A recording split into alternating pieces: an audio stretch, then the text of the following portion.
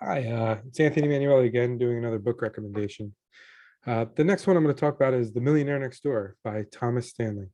So, The Millionaire Next Door is a great book that shows you the simple ways to spending, saving habits that lead you to more cash in your bank account than most people will ever see in their lifetime.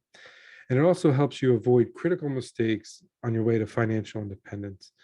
So, the basic theme of this book is that you know, becoming a millionaire is not rocket science. It's just a matter of planning well, living below your means, and avoiding a few, stupid mistakes that are going to cost you your chance. So one of the things I love about this book is it really shows you the difference between somebody who is a high consumption individual and somebody who is a wealthy individual. So a high consumption individual is somebody who makes money and spends it. So makes $400,000 a year and spends 395,000 of it a year. These are people. These people exist. Um, and somebody who's wealthy and makes $75,000 a year and saves every year and winds up having millions of dollars in the future. So I just think that this book does a really good job of showing you the difference between these two individuals. And there's a ton of examples and facts that, chapter after chapter that go through this. So one of those is, 55% of millionaires just attest their wealth to simply being deliberate about their finances and disciplined, with their savings routines. 91% of millionaires never received any stake in a family business, and a substantial portion of them are self-made. A huge percentage of millionaires are small business owners. These small business owners are 4 times more likely to become a millionaire than somebody who works for another person. So it's not saying that it can't happen, but you know, working for on your own is highly, for obvious reasons, is more likely to lead you to a path to success.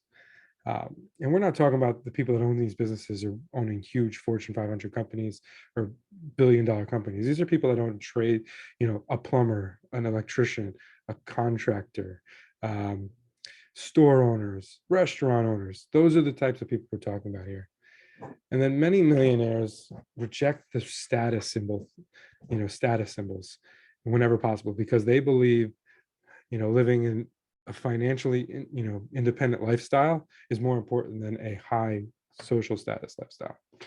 Um, they buy houses in really normal neighborhoods because they don't want to take that train right to high consumption lifestyle. So believe it or not, this book talks about how picking your job can lead to a high consumption lifestyle, picking your house. So for example, buying a house in a really, really, really nice neighborhood is probably going to force you to spend way more money than you need to, because you're not going to buy a really, really nice house and live in or park a beater up car or a car that just gets you to point A to point B. You're going to buy a status symbol car.